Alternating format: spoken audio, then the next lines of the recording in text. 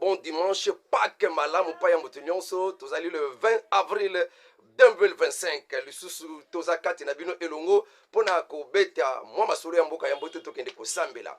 Bonne nouvelle. Kuna na kati ya Sud Kivu, rassemblement ya ba frange nyonso ya ba wazalendo pona commandement ezala kaka moko pe réussite ezala makasi. Moral eza vraiment ya komata pona na kati ya Sud Kivu parce que ba wazalendo esengeleki bazala bo moko pona ko faire face contre l'ennemi. Moi dribble oyo ba betaki ba renfort ya Kabila oyo yaki ya nanga oyo yaki kuna na Kamaniola balobi ndenge basiliko sangana na Ruvunge pona koyoka na kosala na bomoko pona mboka na biso batelama balobi tokotala ya mbaloyo batatoyo baya lisusu Papa Constant Mutamba donne 7 jours et pa ya ba oyo ba spolua ba ndaku ya batu ba immeuble ya batu pona bazongi sango volontairement. Ce qui est salamité après 7 jours, il y aura des arrestations. Pe bako boto la biloko yango na makasi nyonso. Donc Constant Mutamba donne 7 jours à ceux qui ont spolié les parcelles d'autrui. Alors, une restitution volontaire est demandée. Il y a pas immeuble, mais n'a pas terrain appartenant à autrui. C'est vraiment. Kabila avait présidé une réunion au Rwanda, à Ruengeri. Ruengeri. Il était conclu que les troupes rwandaises et ougandaises lui seront livrées afin que ces troupes soient acceptées à travers l'influence de Joseph Kabila à Goma et à l'est de la République démocratique Congo. Louvunu, Lambert Mende, écouté par le gouvernement congolais, une poursuite judiciaire déjà engagée contre Joseph Kabila Kabange. Fermeture ou suspension de toute activité du parti PPRD qui s'est lié à l'AFC M23. L'UDPS récupère la situation, détruit et saccage le bureau PPRD au niveau de Sendoué. Les Français reconnaissent l'acceptation du deal sur la coopération stratégique avec les États-Unis et la RDC, mais les critiques vont de partout pour parler en mal de notre deal. La haine n'aura plus de place. L'arrivée de Trump en République démocratique Congo à travers le deal RDC-États-Unis est vraiment un cauchemar pour Katumbi, Kabila, Frank Diongo, Museveni, la Senko, les CC. Plusieurs changent de langage.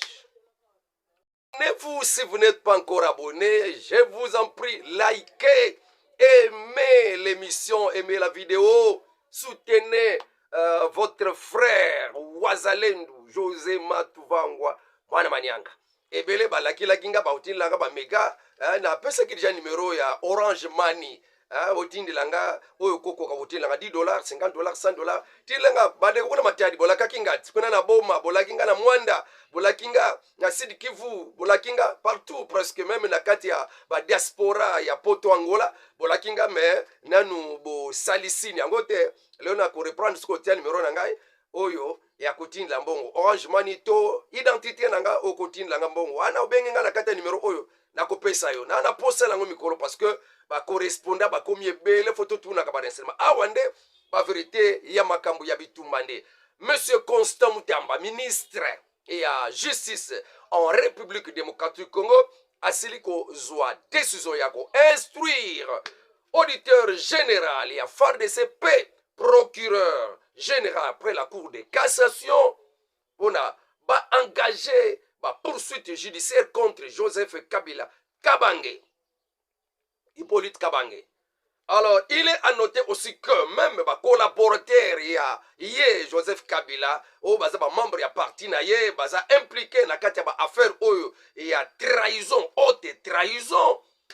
Bango pe sengeli baza la soumis na kati ya ba mesure restrictive, mesure oyo ko contraindre bango ba kutika bizali bango mabe. Donc surveillance vraiment faut ezala penza makasi batala itambola bango elatela bango evandela bango ndenge bazozalela ndenge bazolobela bafu bazala sous conduite moko boye fo batiela bango parce que bakopiololaka te bipiolola piolola vous soutenez la rébellion mais vous êtes à Kinshasa impossible.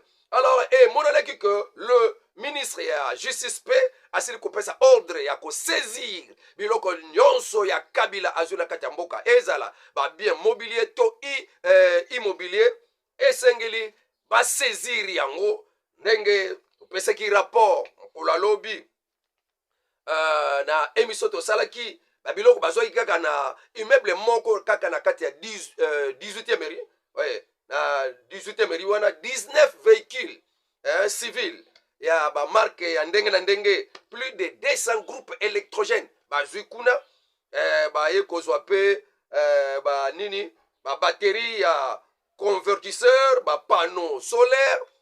Alors bakusuka wana te kinga kati mpe bakangi yango 6 mois takota te mutabima te amoke ozala na autorisation bana bakofuya yango malembe parce que na kati sia mabele biloko mpe eza kuna toyebi ntan moko boye babongisama babunker na bango mais ya ekoki esengeli mpe baexpert américain baya mpona bakota kuna na kati bakokota bikotakotaka te bakokota bikotakota te na kati ya mabele na kati ya se ya mabele batinele ezali esengeli kokota avec des appareils kodetecte déjà na musika biloko mabe eza kuna donc 6 mois kinga kati. Alors esengeli mpe to bandeko ebele mpe babenge balobi esuka kaka kuna te basite ya batu oyo eza bisika ebele mpe Joseph Kabila kaka te na famille politique na ye. Il y a aussi des généraux traîtres na minduki ebele na banzele na bakote ebele faut kolandela bango mpe service na biso ya renseignement faut asala mosala wana. Ce n'est pas seulement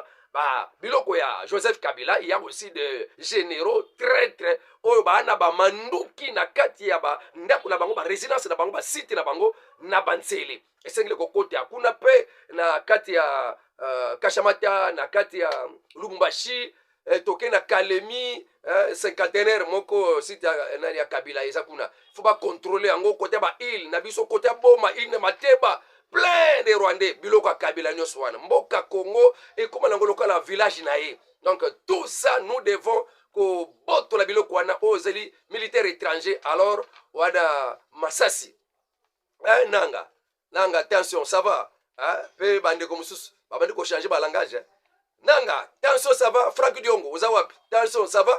Senko SSC attention ça va ndenge bozoka mende oyoka mi penza yo nde muto bandaki ba déclaration comment un ancien président sénateur à vie face à la chef rebelle mais en tout cas on ne peut pas jouer à sûreté à l'état. Il faut que l'état congolais prenne Makambone en main asala nini pas la mère mende akende koloba nini l'état faut asala alobi on ne peut pas blaguer avec la sûreté de l'État, ne peut pas jouer avec la sûreté de l'État. Quand un ancien président s'affiche aux côtés des agresseurs, alors que l'État congolais doit tirer toutes ses conséquences, et que le VPM de l'intérieur puisse retirer l'agrément, la carte partie, il y a peu peur des branches politiques, il y a AFC M23. Alors il faut mettre tous les membres de la famille politique à Kabila aussi sous haute surveillance. Voilà d'après proposé la mère Mende. Non. Il faut aussi immunité à Joseph Kabila. Et l'on pour la cour, pour la cour constitutionnelle, poursuivre en justice pour la haute trahison. Et Sengeli poursuite est vraiment engagé pour la haute trahison. Et que la cour ordonne saisir ya biloko nyonso bien bien mobilier immobilier peut invalider passeport diplomatique na ye. Voilà proposition ya Mende et tardé le même jour nango gouvernement congolais a ba mesure nyonso na sili koyebisa bino oye uti pa ya papa na biso Constant Mutamba. Guerre prend fin en République démocratique du Congo.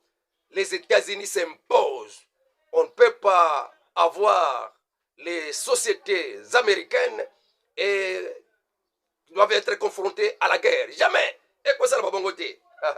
À travers ces deals, les États-Unis n'ont pas regardé les résolutions 2773, incapables pour le Conseil de sécurité qu'on mette en pratique.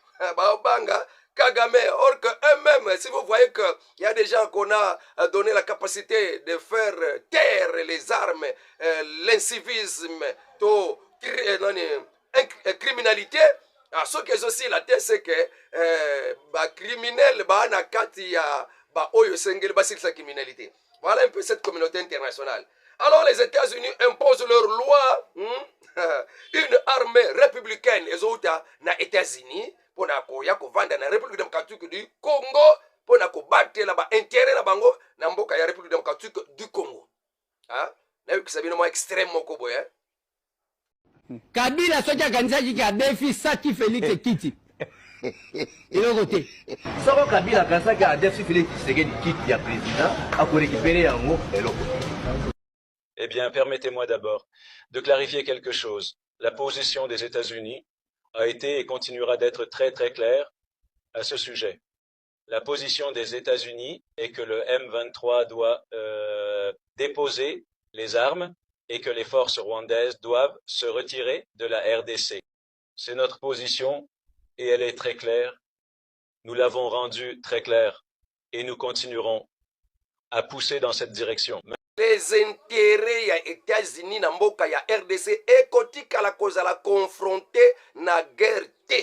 Il faut ici là expert militaire ndenge boyoki ba français bazo critiquer d'ailleurs il y a neza la colonisation ya ba minéraux ya batu bobilo makambo osala na nzela Rwanda c'est plus que la colonisation bo sepela batu bakufa siko bo osala biso ba extrait lokola RDC ba militaire faut pas quitter na mboka ya RDC tout ça bona kobatela ba intérêt bona exploitation ba minéraux et to mona keza colonisation et ça ce qui domination ce qui dit ba terminer kaka ndeka ka ba bosuli koyoka ba pesa wana nyoso ketonde balinga ko ba critiquer eloko ya batu dili ya batu etia bango somo cauchemar bandoto e baluki forme alali bo azolota comme président mais utala bakula mokabo Amerika liboso na ye awasala nini tuna nanga taso ça va OK zela nanu po tokende prière moi mulunge beti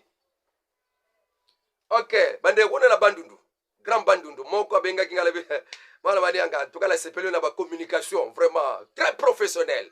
Merci beaucoup, abonnez-vous si vous n'êtes pas encore abonné, partagez, commentez et kozala malam. Jamais pas intérêt à l'Amérique et à la confronter Nabitumba. Hein? Il y a des ceux qui doivent changer de langage en République démocratique du Congo. Tout le monde qui va ébeler déjà, va changer de langage pour soutenir le président Félix Tshisekedi. Hein? Et il y a des gens qui Kabila Muboumi, même Katumbi, Aloba Yango, c'est Remoko Boy. Aloba Yango. So bali moyoka audio na ye na koyoki sabino Katumbi azolo bake Kabila zalaka jida. Hein? Le londe jida kaka obenga kilobi le londe pona ba intérêt na bino na mboka Congo ya kikoyiba ya koboma ekutani ale fubozonga boza lelo komoko jida yo moko bengi ye jida siko jida oke ko sangana na jida seke yo moko pe jida yango wa bengi jida ope bengi muningale jida ya lobaka o président Félix Tshisekedi kanga bisaka ozokende okokima mboka binonde bokokima le président Félix Tshisekedi reste et restera président jusqu'à ce que sa mission terminera. Soka ibisibiso ke mission na ngai ndenge nzamba pesi ngai mboka ibongi mboka evandi siko kimia na pesa nzela pa ya oakoya soki amonike na 2028 mission na ye ekokisami wana ye kaka mutakoyebisa biso azwa mission yende mutu nzambe ayebisa ke okokende tina ta oyo tokozela kaka ye po mukolo apese mission moko te azalaka wana soki alobike nazokoba azokoba piso pe tolembie nanu te tolembie nanu te ta santa tolembie nanu te mais soki ye alobike na mission bapesi ngai sili biso tolobi iyo pas de problème donc koya ya Trump na kati ya mboka ya République démocratique Congo na nzela ya deal oyo ezotia batu bandoto ya mabe Kabila alota akina réunion Kabila zaki na réunion hein api communiquer wana Kabila azalaki na réunion lobby na mboka wana isika kende ko azo vandela bapesi pa ya Kagame hein bapesi mboka moko pa Kagame avandela asalisi réunion na ba Ugandais na ba Rwandais tokopesa yo batu tokopesa ba renfort vraiment na nzela na yo tolingi ke ba troupe na biso bazala acceptable pa ya population parce que yo oza na influence na kati ya mboka soki Rwengeri mboka wana soki Rwengeri na bungisi kutu komba mboka wana donc après Giseni mboka wana je crois Rwengeri yango wana peut-être nako kima bien.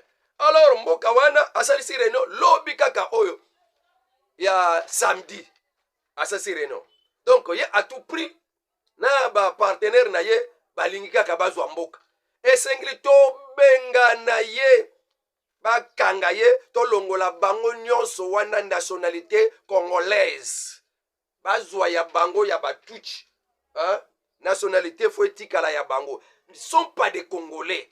Comment on peut donner des nationalités pas ya batu na masse nationalité baso ba individuellement et ça kapena mbongwa mona batu bakota la bona boka Congo ane ba papier malongate vandi na épée non okota wa oyuma wa ba bebisa armée ba bebisa ba DGM ba bebisa aner nyonso la po ba yebi ke biloko wanande et surveiller ka entrer na sortie ana nzamba za au contrôle voilà un peu masolo toko betela bino ndambu ya masolo ya lelo réunion ya Kabila esali le côté ba wazalendo bazalaki na kosangana moko ya kafu rassemblement ya ba wazalendo po ete bakambama na une seule tête ba wazalendo nyonso ezaki mwa guerre ya leadership ya kote mbato boye zoka ezaki guerre ya leadership mais ekomona ke yende kolo ya Sud-Kivu bino ba msusu boa mike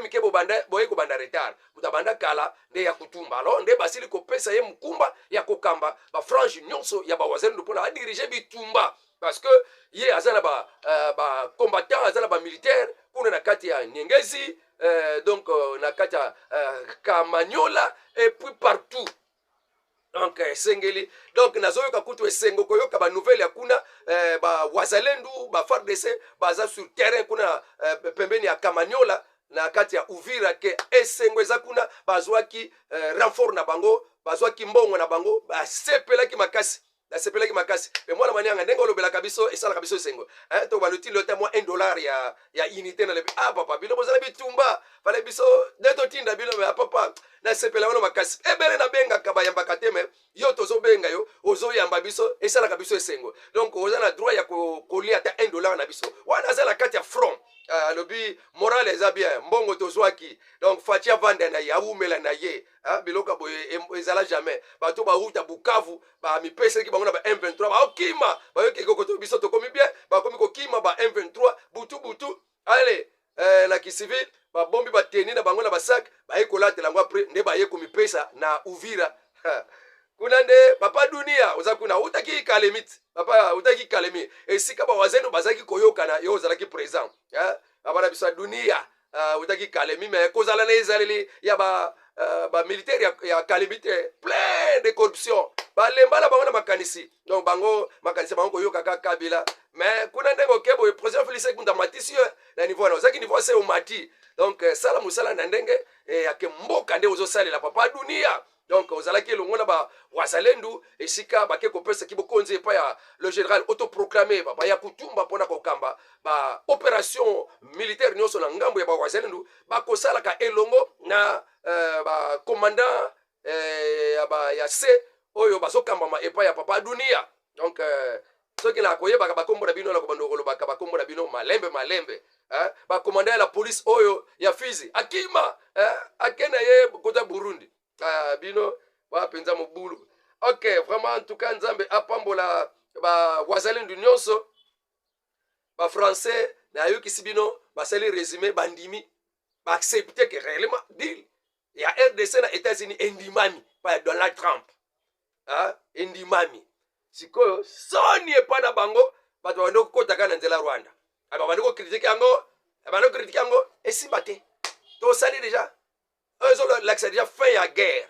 En tout cas makambo Kabila zo sala déjà nyoka mutuna ye esi e finani Trump koyana ye ezaki pona lobi kwa Congo ezaki par hasard te tala kutu même na kati ya campagne na ye combien ya bisumbula aleka wana monokambo combien de ba danger aleka mbotela ngai po bandeko kuna kati ya Luozi pe Congo central mobimba na yoka ke député moko provinciaux ya kasi bavandisi asala su musala te pona alingaki avandela mabele ya bato wana tokolobelango mwa mikolo ezoya pona lelo esengeli na kata po tokende kosambela esika pe bino bozali bokomima priere boyokoyoka ngai nzambe apambola bino to banda semaine ya malamu ya décision ya kokangisa ba M23 minoko semaine oyo nazoloba semaine oyo les Égyptiens to ba M23 eza ba Égyptiens batukuna te mais ba Égyptiens nazolobela ba M23